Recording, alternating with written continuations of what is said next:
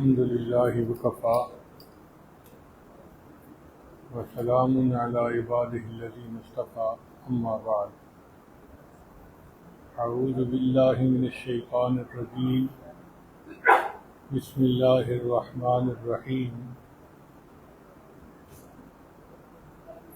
الله خير الرازقين سبحان ربك رب العزة عما يصفون وسلام على المرسلين الحمد لله رب العالمين اللهم صل على سيدنا محمد وعلى آل سيدنا محمد وبارك وسلم اللهم صل على سيدنا محمد وعلى آل سيدنا محمد وبارك وسلم اللهم صل على سيدنا محمد وعلى آل سيدنا محمد وبارك وسلم۔ آج کے سماجی دور میں روٹی انسان کا نصب العین بن گئی ہے۔ انسانی تاریخ میں روٹی کو کبھی اتنی اہمیت حاصل نہیں کی جتنی آج ہے۔ ہر بندہ اس کوشش میں ہے کہ میں بہتر سے بہتر روٹی کا انتظام کر لوں، اور اس میں حلال اور حرام کی تمیز وہ ختم کر چکا ہے۔ جائز ہو یا ناجائز ہو، یہ ایک طرف، مجھے پیسہ کمانا ہے اور روٹی کھانی ہے۔ اور یہ بھی عجیب شان ہے اللہ کی کہ جتنی نعمتیں بندوں کو آج میسر ہیں اس سے پہلے کبھی نہیں تھی۔ ایک عام آدمی بھی گھر میں کھانا کھانے بیٹھتا ہے تو دو تین دن ڈشز ہوتی ہیں، اور جتنی اللہ کی ناشکری آج ہے اس سے پہلے کبھی بھی اتنی نہیں تھی۔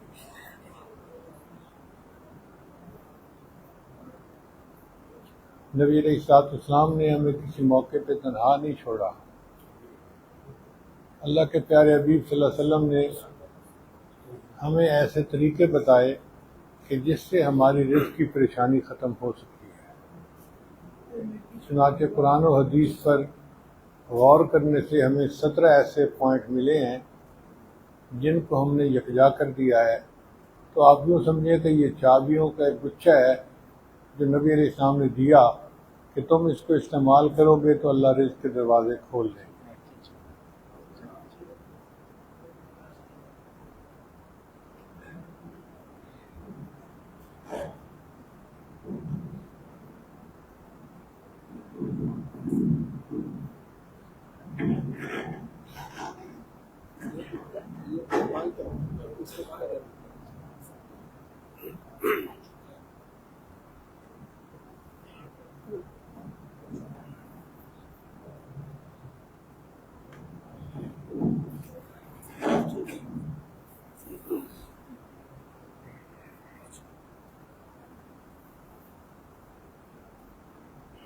چنانچہ اس میں رزق کی پہلی کنجی ہے نماز کا اہتمام کرنا۔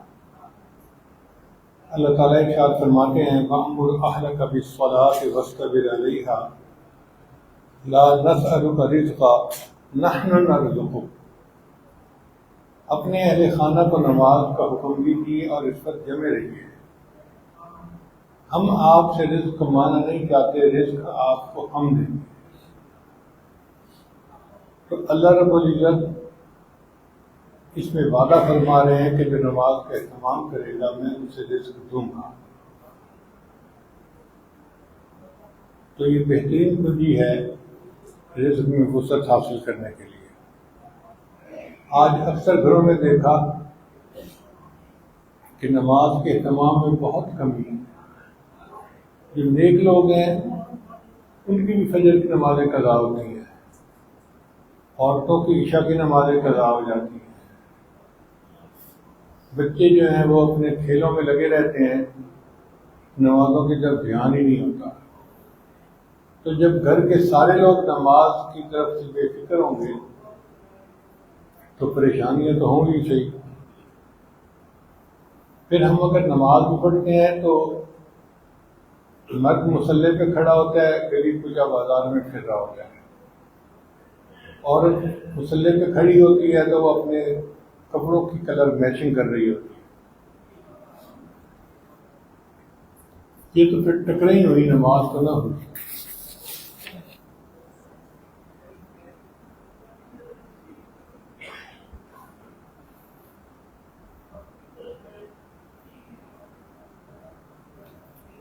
رزق کی دوسری کنجی ہے کثرت استغفار۔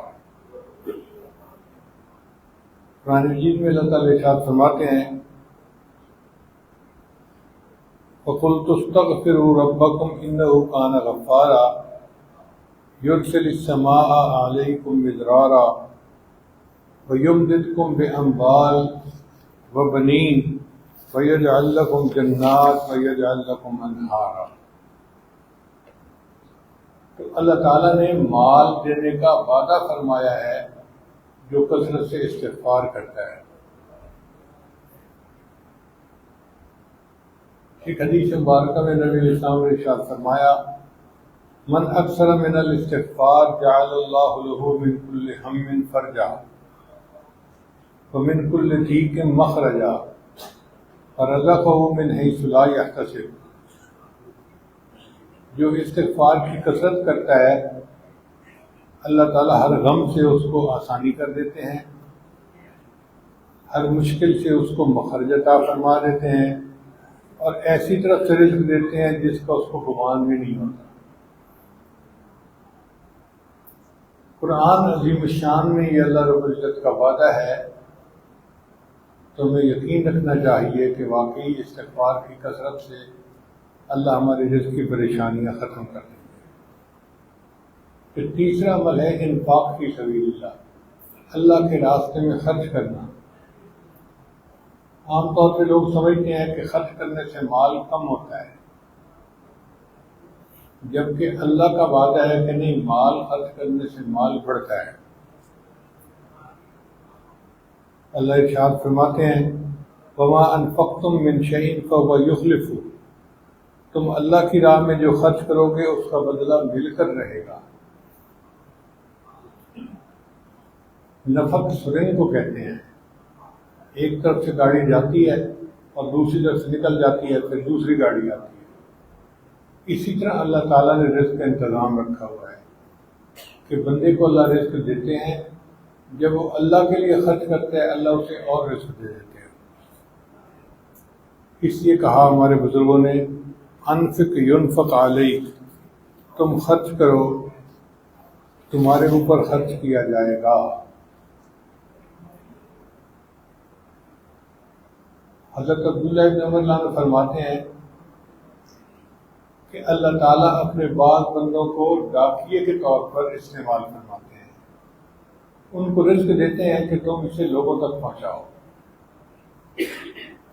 اور اندازہ کیجیے کہ 2.5% زکوٰۃ غریبوں تک پہنچانی ہوتی ہے، اور 97.5% کا مالک اللہ دینے والے کو بنا دیتے ہیں۔ آپ نے دنیا میں کوئی اتنا ہائی پے دینے والا مالک دیکھا کہ 2.5% تقسیم کرنے پر 97.5% اللہ اس کی تنخواہ دیتے ہیں کہ یہ تیرے لیے اب حلال ہو گیا۔ مگر لوگ کیا کرتے ہیں کہ جو اللہ دیتے ہیں وہ اس کے اوپر سانپ بن کے بیٹھ جاتے ہیں، خرچ نہیں کرتے۔ تو جب ایک طرف سے داد نہیں پہنچے گی مستحق لوگوں کو تو اللہ کسی اور کو ذریعہ بنا دیں گے، چنانچہ اللہ کسی اور بندے کے ذریعے سے وہ رزق پہنچا دیتے ہیں۔ پھر پریشان ہو کے آتے ہیں، حضرت ایک وقت تھا مٹی کو ہاتھ لگاتے تھے سونا بن جاتی تھی، آج تو سونے کو ہاتھ لگاتے ہیں تو مٹی بن جاتا ہے۔ جی ہاں، بالکل ٹھیک۔ جب اللہ نے تمہیں وہ وقت دیا تھا تو تمہیں چاہیے تھا کہ اللہ کے راستے میں خرچ کرتے، تم نے نہیں کیا تو اللہ نے روٹ بدل دیا۔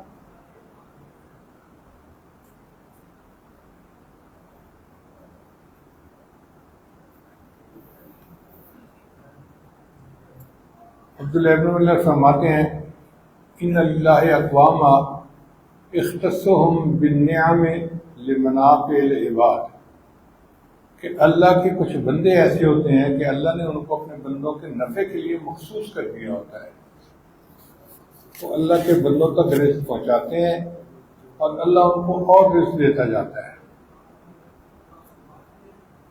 ایک کے بدلے 10 کا ملنا تو عام سی بات ہے۔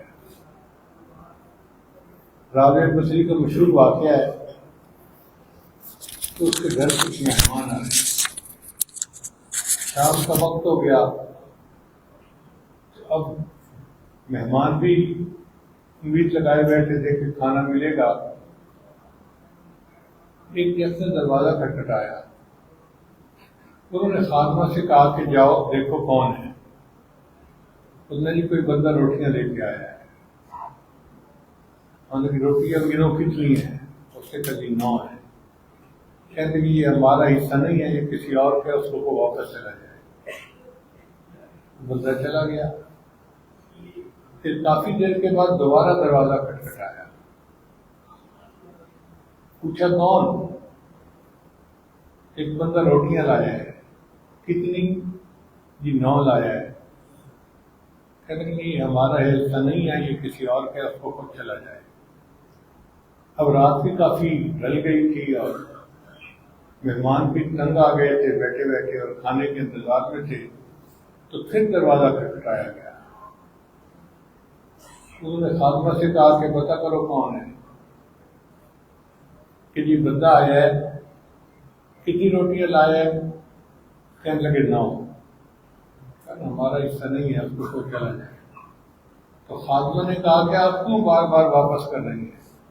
تو کہا اس لیے کہ میرے پاس صبح 1 روٹی تھی، سائل نے آ کر مانگی تو میں نے وہ روٹی دے دی۔ اب اللہ کا وعدہ ہے کہ 1 کے بدلے 10 عطا فرمائے گا۔ من جاء بالحسنۃ فلہ عشر امثالھا، تو 10 روٹیاں ہونی چاہیے۔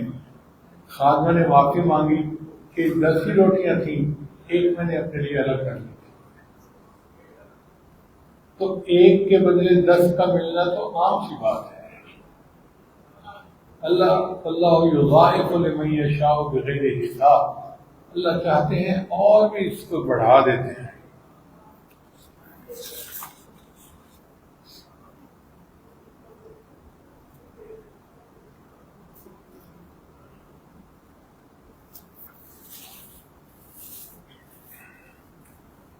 چوتھی کنجی ہے دین کی خاطر ہجرت کرنا۔ اللہ فرماتے ہیں وَمَن يُهَاجِرْ فِي سَبِيلِ اللَّهِ يَجِدْ فِي الْأَرْضِ مُرَاغَمًا كَثِيرًا وَسَعَةً، جو اللہ کے راستے میں ہجرت کرے گا اسے جائے پناہ بھی ملے گی اور رزق بھی وسعت میں ملے گا۔ تو جو لوگ جاتے ہیں کہیں وہ دین کی نسبت سے جائیں، دین کی نیت کر کے جائیں، اللہ رزق بھی بڑھا دیتے ہیں۔ 5ویں کنجی ہے تقوی اختیار کرنا۔ اللہ تعالیٰ ارشاد فرماتے ہیں وَلَوْ أَنَّ أَهْلَ الْقُرَىٰ آمَنُوا وَاتَّقَوْا، اگر یہ بستی دیسوں والے ایمان لاتے اور تقوی اختیار کرتے لَفَتَحْنَا عَلَيْهِمْ بَرَكَاتٍ مِّنَ السَّمَاءِ وَالْأَرْضِ، تو ہم آسمان اور زمین سے ان کے اوپر برکتوں کے دروازے کھول دیتے۔ ایک جگہ اللہ فرماتے ہیں لَأَكَلُوا مِنْ فَوْقِهِمْ وَمِنْ تَحْتِ أَرْجُلِهِمْ، ہم ان کو وہ نعمتیں کھلاتے جو آسمان سے اترتی ہیں، ان کی روحانی غذا بندی، اور وہ نعمتیں کھلاتے جو زمین کے نیچے سے نکلتی ہیں، ان کی جسمانی غذا بندی۔ تو تقوی سے انسان کو روحانی اور جسمانی سب غذا ملتی ہے۔ ایک جگہ اللہ فرماتے ہیں وَمَن يَتَّقِ اللَّهَ يَجْعَل لَّهُ مَخْرَجًا وَيَرْزُقْهُ مِنْ حَيْثُ لَا يَحْتَسِبُ، جو اللہ سے ڈرتا ہے اللہ اس کے لیے ایک مخرج بنا دیتے ہیں اور اس کو ایسی طرف سے رزق دیتے ہیں جس کو اس کو وہم گمان بھی نہیں ہوتا۔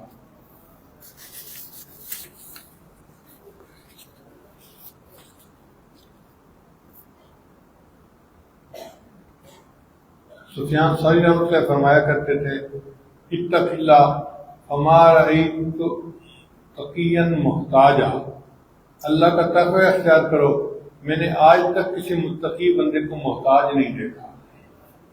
جو متقی ہوگا اسے اللہ رزق پہنچائے گا۔ ہم نے پی ایچ ڈی ڈاکٹروں کو دیکھا ہے جو دنیا کے اتنے اعلیٰ تعلیم یافتہ تھے کہ ان کے اوپر بڑھاپے میں ایسا وقت آیا کہ محتاجی میں ان کی موت آئی، مگر دین والوں کے لیے آپ نے کبھی ایسا نہیں سنا ہوگا۔ ہاں یہ تو سنا کہ امام مسلم رحمۃ اللہ علیہ کھجوریں کھا رہے تھے اور مطالعہ کر رہے تھے، تو پتہ ہی نہ چلا اور اتنی کھجوریں کھا لی کہ زیادہ کھانے کی وجہ سے موت آ گئی۔ محتاجی میں موت آنا یہ دینداروں کے ساتھ نہیں ہے۔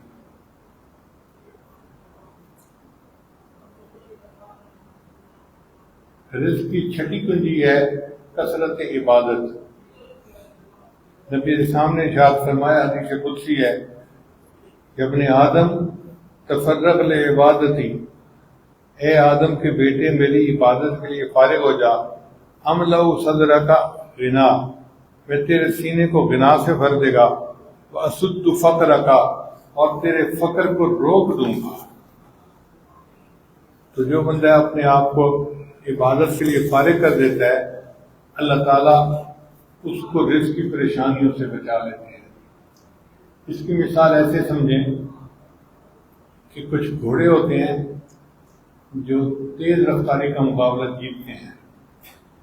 عام گھوڑا تو 20-25 ہزار کا مل جاتا ہے اور وہ گھوڑے لاکھوں کروڑوں میں ملتے ہیں۔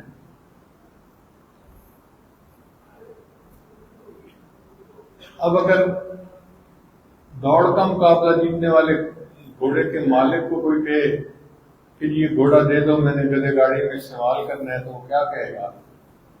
وہ کہے گا بھائی میرا ریس جیتنے والا گھوڑا ہے، میں اس کو گدے گاڑی میں استعمال کے لیے نہیں دے سکتا۔ اسی طرح جو دین کا کام کرنے والے لوگ ہوتے ہیں، اللہ تعالیٰ ان کو دنیا کی گدہ گاڑی میں استعمال نہیں ہونے دیتے۔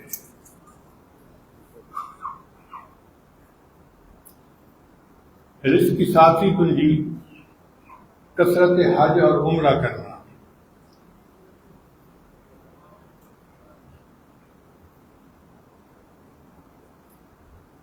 نبی اسلام نے ارشاد فرمایا،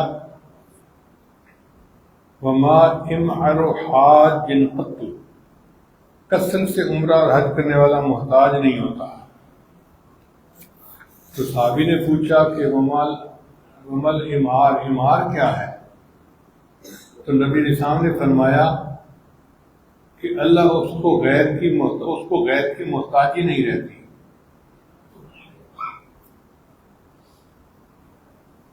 آٹھویں کنجی رزق کی صلہ رحمی کرنا۔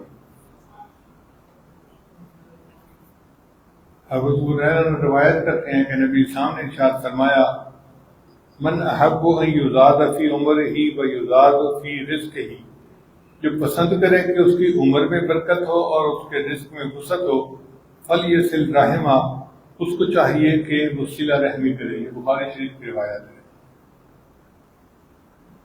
آج دیکھیں تو ہم صلہ رحمی کے بجائے قطع رحمی پہ عمل کرتے پھر رہے ہیں۔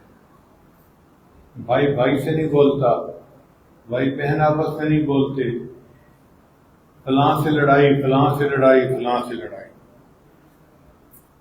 اور یہ قطع رحمی کی وجہ سے پھر رزق کے دروازے بند ہو جاتے ہیں۔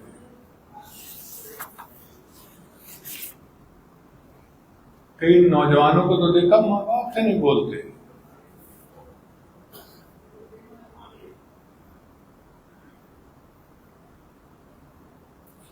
جب ہم اپنے رشتے ناتوں کا خیال نہیں کریں گے تو رزق کے دروازے خود اپنے لیے بند کر دیں گے۔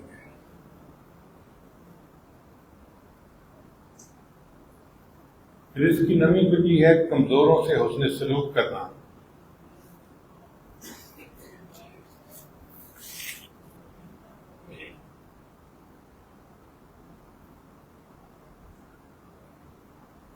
نبی اسلام نے ارشاد فرمایا، لعلکم ترزقون بضعفائکم، تمہیں تمہارے کمزوروں کی وجہ سے رزق دیا جاتا ہے۔ اکثر دیکھا گیا ہے کہ ماں باپ جب بوڑھے ہوتے ہیں تو نوجوان بچے ان کو اپنے اوپر بوجھ سمجھنا شروع کر دیتے ہیں کہ جی کام بھی کوئی نہیں کرتے، پڑے رہتے ہیں اور بس کھاتے پیتے رہتے ہیں۔ حالانکہ اللہ رب العزت نے ارشاد فرماتے ہیں، وَلَوْ يُؤَاخِذُ اللَّهُ النَّاسَ بِمَا كَسَبُوا مَا تَرَكَ عَلَى ظَهْرِهِ مِن دَابَّةٍ، اگر اللہ عملوں کے اوپر پکڑ فرماتے تو زمین کے اوپر کوئی جاندار باقی نہ بچتا۔ اگر ہمارے عملوں پہ اللہ حساب لیتے تو ہم تو زمین پر زندہ رہنے کے قابل ہی نہیں تھے۔ اب اگر زندہ ہیں تو اس لیے ہیں کہ ہمارے اندر کمزور ہیں، بوڑھے ہیں، جن کی وجہ سے اللہ ہمیں بھی رزق دے رہا ہے اور ان کو بھی رزق دے رہا ہے۔ رزق کی 10ویں کنجی اللہ پر توکل کرنا۔ اللہ فرماتے ہیں وَمَن يَتَوَكَّلْ عَلَى اللَّهِ فَهُوَ حَسْبُهُ، جو اللہ پر توکل اختیار کرتا ہے اللہ اس کے لیے کافی ہو جاتا ہے۔ چنانچہ حدیث مبارکہ میں ایک تفصیل آئی ہے کہ جو اللہ پر توکل کرتے ہیں اللہ ان کی مثال پرندوں والی بنا دیتے ہیں۔ پرندے گھر سے نکلتے ہیں تو بھوکے ہوتے ہیں، شام کو واپس لوٹتے ہیں تو پیٹ بھرے ہوئے ہوتے ہیں۔ ہمارا معاملہ اس سے بالکل مختلف ہے۔ ہم گھر سے نکلتے ہیں تو پیٹ بھر کے نکلتے ہیں اور شام کو واپس آتے ہیں تو بھوکے، آتے ہی بیوی کو کھانا دو، امی کو کھانا دو، فلاں کو کہتے ہیں کہ کھانا دو۔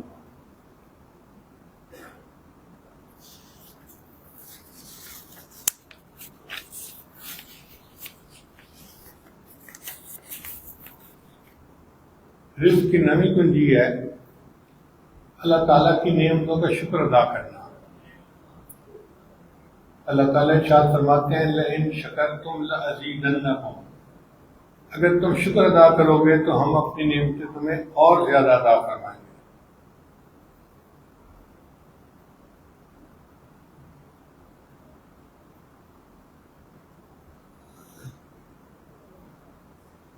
ابن عطاء اسکندری رحمۃ اللہ علیہ اس امت میں ایک بڑے بزرگ گزرے ہیں،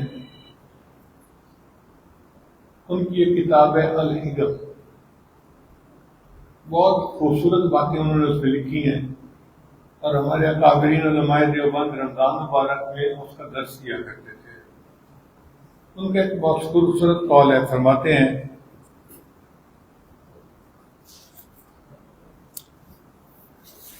من لم یشکر النعمہ فقط تعرض لزوالها، جو نعمت کا شکر ادا نہیں کرتا وہ اللہ کو نعمت واپس لینے کے لیے پیش کر دیتا ہے، اللہ مجھے اس کی ضرورت نہیں ہے۔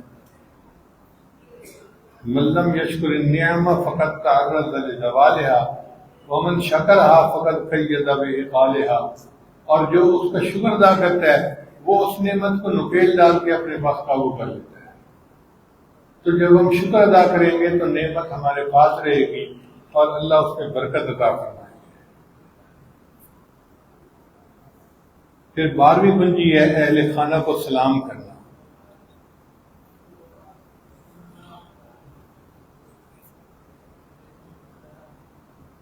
حدیث مبارکہ میں نبی علیہ السلام نے ارشاد فرمایا ثلاثۃ کلہم ضامن علی اللہ، 3 بندے ہیں جو اللہ ان کی ضمانت لیتا ہے، ان عاش روزقا، کہ اگر وہ بندہ زندہ رہے گا تو اللہ اس کو رزق دے گا، وکفا، جو کافی ہوگا، وَإِن مَاتَ، اور اگر وہ فوت ہو گیا تو دخل الجنہ، وہ جنت میں داخل ہوگا۔ رجل دخل بیتہ بسلام، وہ بندہ جو گھر داخل ہو اور گھر والوں پر سلام کہے، فَهُوَ ضَامِنٌ اللہ، وہ بھی اللہ کی ضمانت میں آ جاتا ہے۔ یہ کتنا چھوٹا سا عمل ہے مگر اس پر اللہ تعالیٰ رزق کے دروازے کھول دیتے ہیں۔ اب ہم اپنے دوستوں کی محفل میں تو خوب کھلکھلاتے کے ہنستے ہیں، دفتر میں ادھر ادھر، لیکن جب گھر آتے ہیں تو بڑے سنجیدہ چہرے کے ساتھ، جبکہ نبی علیہ السلام کی سنت مبارکہ ہے، سیدہ صدیقہ فرماتی ہیں کہ نبی السلام جب بھی گھر تشریف لاتے تھے مسکراتے چہرے کے ساتھ آتے تھے اور اہل خانہ کو سلام کیا کرتے تھے۔ اتنے چھوٹے سے عمل پر اللہ تعالیٰ بندے کے رزق میں فراخی عطا فرما دیتے ہیں۔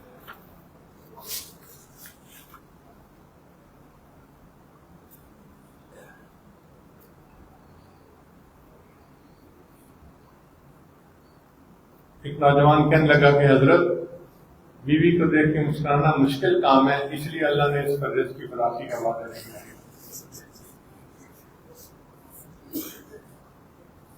پھر 13واں عمل، 13ویں کنجی جو ہے وہ ہے والدین کی فرما برداری۔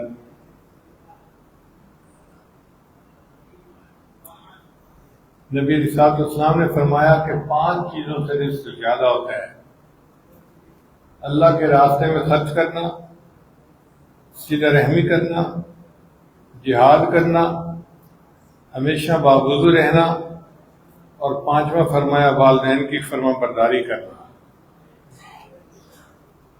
اب یہ حدیث مبارکہ جب سنائی جاتی ہے نا تو بیویوں کو پریشانی ہو جاتی ہے۔ وہی پریشان ہونے کی بات نہیں، ان کے اپنے حقوق ہیں اور آپ کے اپنے حقوق ہیں۔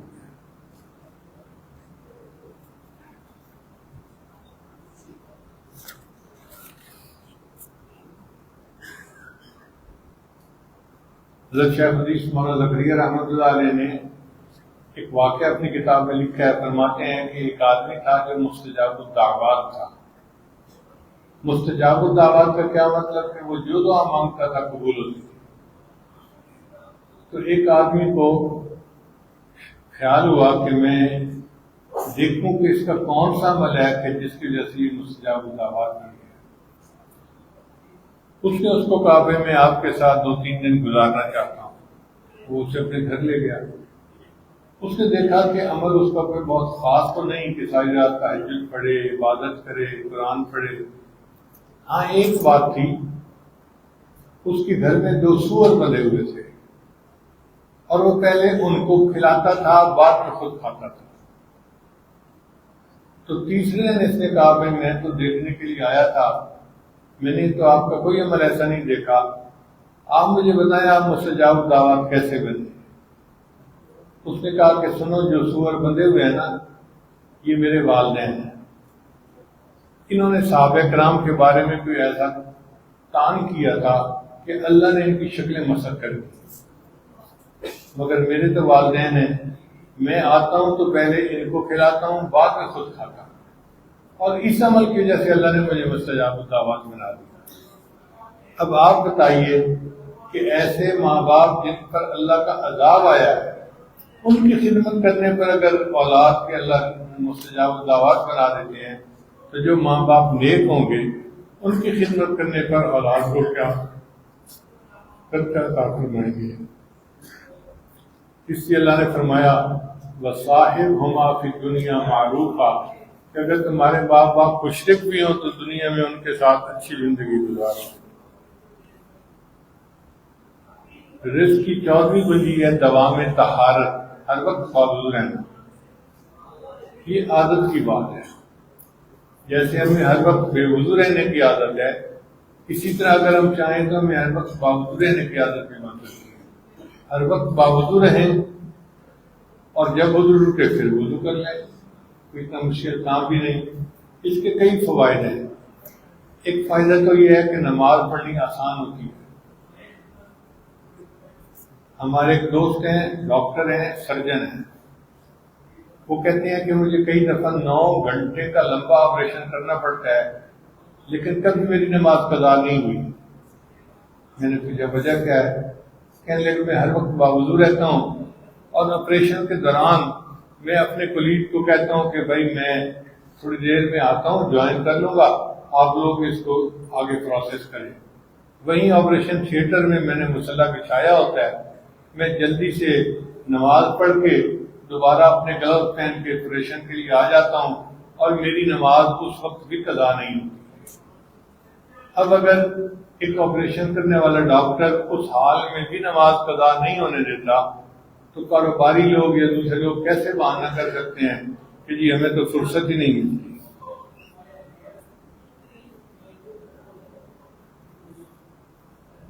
نبی اسلام نے ارشاد فرمایا الوضوء سلاح المؤمن، وضو مومن کا ہتھیار ہے۔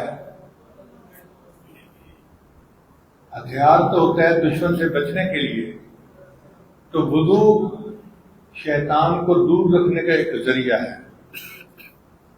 پھر نبی علیہ السلام نے ارشاد فرمایا کما تعیشون تموتون، تم جس حال میں زندگی گزارو گے تمہیں اسی حال میں موت آئے گی۔ اب یہ کیسے ہو سکتا ہے کہ ایک بندے نے ساری زندگی باوضو گزاری ہو اور پھر آخری وقت میں اس کو بے وضو موت آ جائے؟ پھر اللہ تعالیٰ موت بھی وضو والی عطا فرما دیتے ہیں۔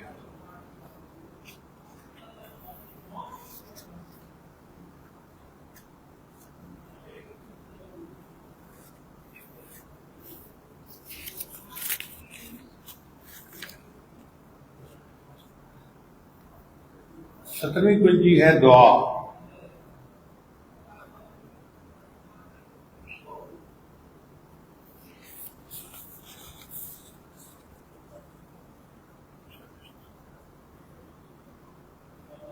ہاں 15ویں کنجی ہے چاشت کی نماز پڑھنا. چاشت کی نماز کو صلاۃ الضحیٰ بھی کہتے ہیں. جب سورج اتنا اوپر آ جاتا ہے کہ زمین پر پاؤں رکھے تو پاؤں جلنے لگے، اس کو صلاۃ الضحیٰ کہتے ہیں. وہ رزق میں برکت کا ذریعہ ہے. ہمارے اکابر صبح جب رزق حلال کے لیے گھر سے نکلتے تھے تو ان کی بیویاں مصلی پر بیٹھ کر صلاۃ الضحیٰ پڑھ کے دعائیں مانگتی تھیں تو اللہ ان کے رزق میں برکت عطا فرماتے تھے.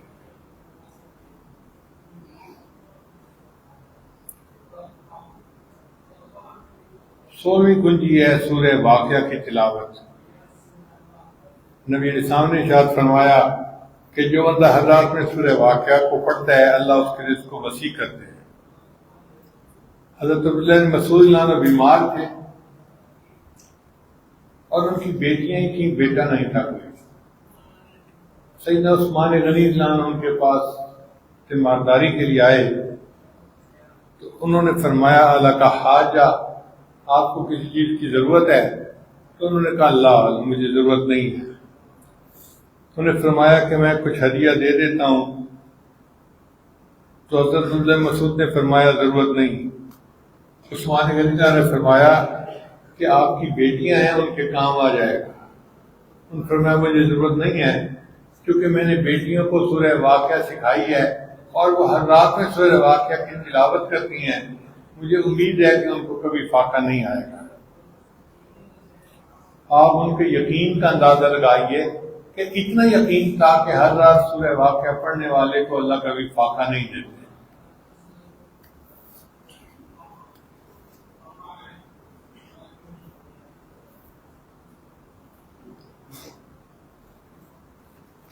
ستویں کنجی ہے دعا کرنا.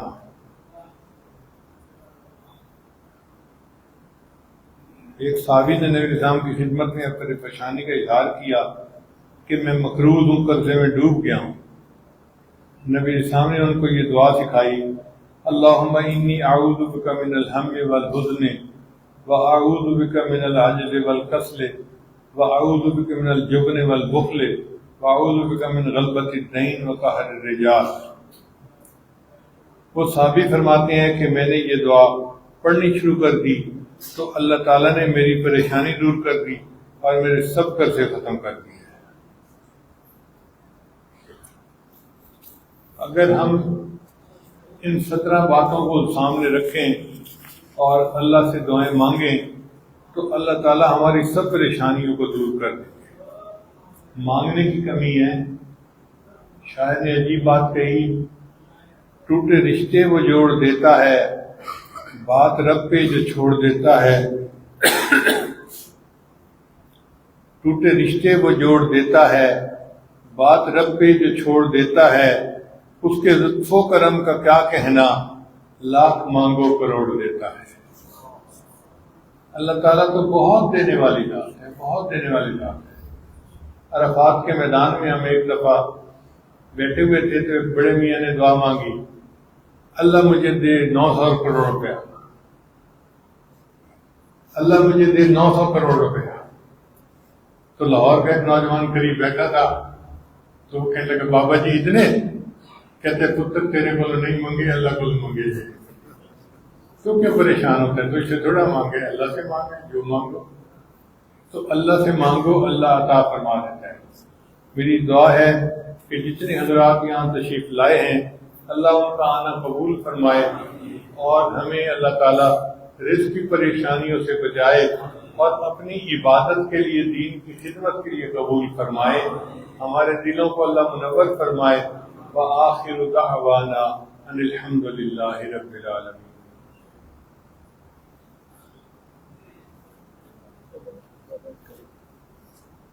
بیت کے کلمات پڑھائے جائیں گے. جو کلمات کی آج اس پڑھے سچے دل کے ساتھ پیچھے پیچھے پڑھتے جائیے. الحمد للہ وکفی وسلام علی عبادہ الذین اصطفی. پڑھتے جائیے. بسم اللہ الرحمن الرحیم. لا الہ الا اللہ محمد رسول اللہ. آمنت باللہ وملائکتہ وکتبہ ورسلہ والیوم الآخر والقدر خیرہ وشرہ من اللہ تعالی والبعث بعد الموت. آمنت باللہ کما ہوا باسمائہ وصفاتہ فقبلت جمیع احکامہ اقرار باللسان وتصدیق بالقلب. اشہد ان لا الہ الا اللہ واشہد ان محمدا عبدہ ورسولہ. استغفر اللہ ربی من كل ذنب وأتوب إليه برحمتك یا ارحم الراحمین. ان کلمات کو پڑھنے سے ہم تو بتائے ہو چکے ہیں چند معمولات ہیں جن کو باقاعدگی سے کریں گے تو اللہ تعالیٰ دل کو منور کریں گے. ان میں پہلا عمل ہے 100 مرتبہ استغفار پڑھنا. استغفر اللہ ربی من كل ذنب وأتوب إليه. دوسرا 100 مرتبہ درود شریف پڑھنا. اللہم صلی علی سیدنا محمد وعلی آل سیدنا محمد وبارک وسلم. تیسرا قرآن مجید کی تلاوت روزانہ کرنا. ایک پارہ روز پڑھیں تو بہت اچھا، مشکل تو آتا صحیح مگر پڑھیں ضرور. چوتھا عمل ہے چلتے پھرتے ہر وقت دل میں اللہ کو یاد کرنا. اذکار ول دل یار ول، دست بکار دل بیار. ہاتھ کام کاج میں مشغول اور دل اللہ تعالیٰ کی یاد میں مشغول. اور پانچواں عمل ہے مراقبہ. مراقبہ ہمارے تمام معمولات کا لب لباب اور نچوڑ ہے. طریقہ بڑا آسان ہے. جب نماز پڑھ کے فارغ ہوں تو تھوڑی دیر کے لیے آنکھیں بند کر کے اللہ سے دعا لگا کے بیٹھیں کہ اللہ کی رحمت آ رہی ہے، دل میں سما رہی ہے، دل کی ظلمت اور سیاہی دور ہو رہی ہے اور میرا دل اللہ اللہ اللہ بول رہا ہے اور میں سن رہا ہوں. چند دن مراقبہ کرنے سے دل میں اللہ کی محبت بڑھے گی. آپ اس کی لذت کو خود محسوس کریں گے. ہم نے الحمدللہ اپنی زندگی میں لاکھوں لوگوں کو یہ عمل بتایا اور ان کی زندگی میں اللہ کی محبت کو بڑھتے آنکھوں سے دیکھا ہے. اس محنت کی حقانیت کی دلیل بھی یہی ہے کہ اس سے بندے کے دل میں اللہ کی محبت بڑھتی ہے. سبحان اللہ. ایک عمل کا پتہ چلے کہ جس سے اللہ کی محبت بڑھتی ہے تو بندہ تو اس پہ قربان ہو جائے. تو ہم مراقبے کو پابندی کے ساتھ کریں اور پھر اللہ تعالیٰ کی محبت میں زندگی گزاریں. دعا ہے اللہ تعالیٰ سب کو اپنے مقبول بندوں میں شامل فرمائے. وآخر دعوانا الحمدللہ رب العالمین.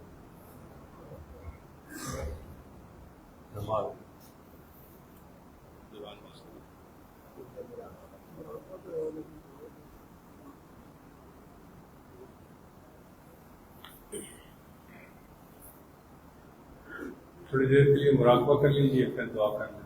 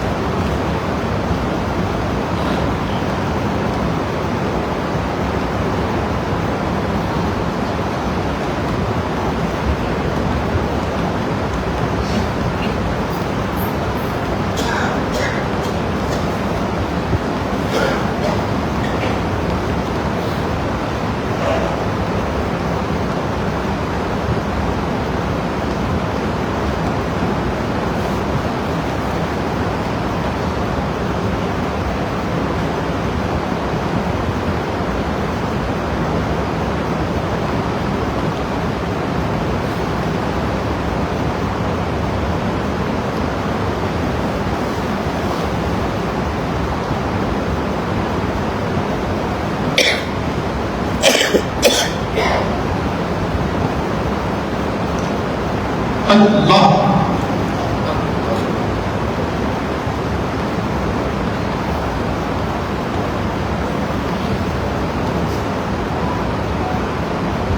لا الہ الا اللہ محمد رسول اللہ سبحان ربی العظیم اللہم صلی علی سیدنا محمد وعلی آل سیدنا محمد وبارک وسلم ربنا ظلمنا انفسنا وان لم تغفر لنا وترحمنا لنكونن من الخاسرين ربنا لا تؤاخذنا ان نسينا او اخطأنا ربنا ولا تحمل علينا إصرا كما حملته على الذين من قبلنا ربنا ولا تحملنا ما لا طاقة لنا به واعف عنا واغفر لنا وارحمنا أنت مولانا فانصرنا على القوم الكافرين پروردگار عالم ہم آپ کے عاجز مسکین بندے ہیں، ہمارے گناہوں کو معاف فرما، خطاؤں سے درگزر فرما، نیکوں کی فضل پوشی فرما۔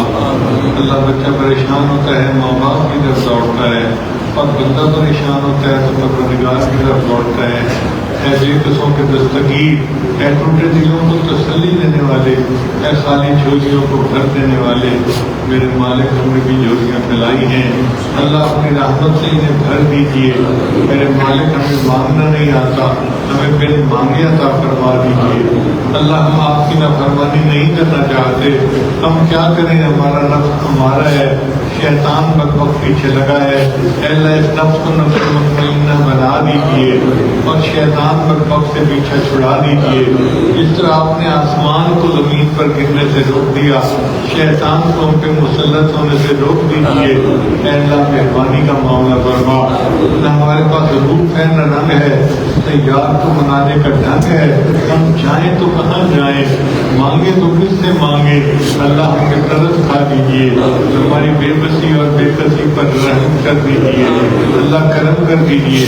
اللہ اور میرے کتنے خوش نصیب لوگ ہوتے ہیں جو احرام مانگ کے نکلتے ہیں، کوئی بیت اللہ کا طواف کرتا ہے، کوئی حجر اسود کو بوسے دیتا ہے، کوئی مقام ابراہیم پہ نفل پڑھتا ہے، کوئی لبیک اللہم لبیک پڑھ رہا ہوتا ہے۔